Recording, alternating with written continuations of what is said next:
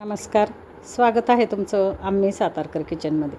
आज आपण बनवणार आहोत तोंडाची चव वाढवणारी पारंपरिक खमंग मुळ्याची चटणी। कधीकधी साधं जेवणही खास बनवण्यासाठी अशा चटकदार चटणीची गरज असते आणि ही रेसिपी अगदी तशीच आहे।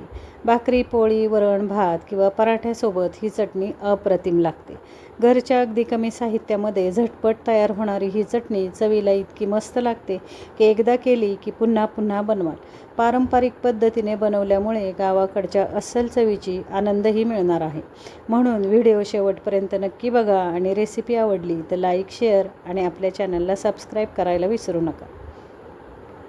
फार छान चवीची ही मुळ्याची चटणी होते। अगदी ज्यांना मुळा आवडत नाही किंवा मुळ्याचे आपण साधा मुळा तर जेवताना खातो किंवा मुळ्याचे पराठे करून खातो, पण एकदा अशी चटणी करून तुम्ही ट्राय करा। अशी चटणी करून छान अशी भाकरी पोळीबरोबर किंवा वरण भाताबरोबर तोंडी लावा। पौष्टिक तर आहेच, पचनाला अगदी मुळा पचनासाठी फार उपयुक्त आहे। तर अशा पद्धतीने एकदा तुम्ही चटणी करून पहा। आणि चला तर वेळ न घालवता आपण साहित्यकृती पाहूया। इथं मुळा घेतलेला आहे मी। हा मुळा स्वच्छ धुवून त्याची साल काढून किसून घेतलेला आहे। पहा, असा बारीक किसा किंवा तुम्हाला जर मोठे आणखीन मोठा किसलेला हवा असेल तर मोठ्या किसणीने किसून घ्या। 2 चमचे मी शेंगदाण्याचा कूट घेतला आहे। 8 ते 10 लसूण पाकळ्या ठेचून आणि 2 ते 4 हिरव्या मिरच्या बारीक चिरून घेतल्या। आता आपण चटणी फोडणीला टाकूया। झटपट होणारी रेसिपी आहे, अगदी 5 ते 6 मिनिटांमध्ये होते। जिरे, मोहरी, हिंग, हळदीची फोडणी करा। लसूण मिरची घ्या। लसूण चांगला खमंग असा परतेपर्यंत, चांगला खमंग लसणाचा वास येईपर्यंत असा परतून घ्या। त्याच्यामध्ये हा किसलेला मुळा, त्याचबरोबर शेंगदाण्याचा कूट आणि चवीनुसार मीठ आपल्याला घालायचं आहे। हा मुळा छान असा या मिरची आणि लसणामध्ये परतून घ्या। तुम्हाला जर कांदा आवडत असेल तर बारीक चिरलेला कांदाही या चटणीसाठी तुम्ही ट्राय करू शकता। तर इथं पहा, 1-2 ते 3 मिनिटांसाठी मुळा छान मी परतून घेतल्यानंतर त्याच्यामध्ये 2 चमचे भाजलेल्या शेंगदाण्याचा कूट आणि चवीनुसार मीठ घातलं। शेंगदाण्याचा कूट आणि मीठ घालून छान असा हा पुन्हा एकदा परतून घ्या।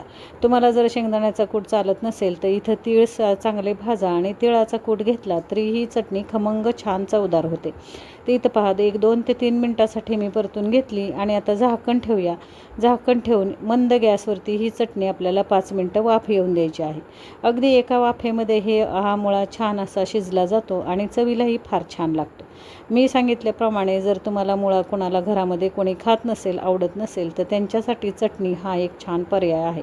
फार सुंदर चवीची ही चटणी होते। आठवड्यातून एकदा का होईना पण ही चटणी करून जेवणाबरोबर खा। अर्ध लिंबाचा रस मी इथं पिळलेला आहे आणि छान अशी आंबट चव छान लागते याला। तर इथं लिंबाचा रस पिळून पुन्हा एकदा ही चटणी 1 ते 2 मिनिटांसाठी आपल्याला हलवून घ्यायची आहे। आणि अशा पद्धतीने अगदी 5 ते 6 मिनिटांमध्ये झटपट होणारी रेसिपी आहे। तुम्ही अगदी ऑफिसच्या टिफिनला किंवा पाहुणे घरी आले तर झटपट पाहुण्यांसाठी हे बनवू शकता। ऑफिसच्या टिफिनला बनवा किंवा मुलांच्या टिफिनसाठी तुम्ही ही रेसिपी बनवू शकता। फार छान चवीची ही चटणी होते। करून पहा, खाऊन पहा। रेसिपी जर तुम्हाला आवडली तर चॅनेल लाईक, शेअर, सबस्क्राईब करायला विसरू नका। सुंदर चवीची अशी ही मुळ्याची चटणी विस्मृतीत गेलेली आपली रेसिपी आहे आणि छान अशी पारंपरिक ही रेसिपी नक्की तुम्ही घरी ट्राय करा आणि ट्राय करून मला सांगा तुम्हाला रेसिपी आवडली का। धन्यवाद मंडळी।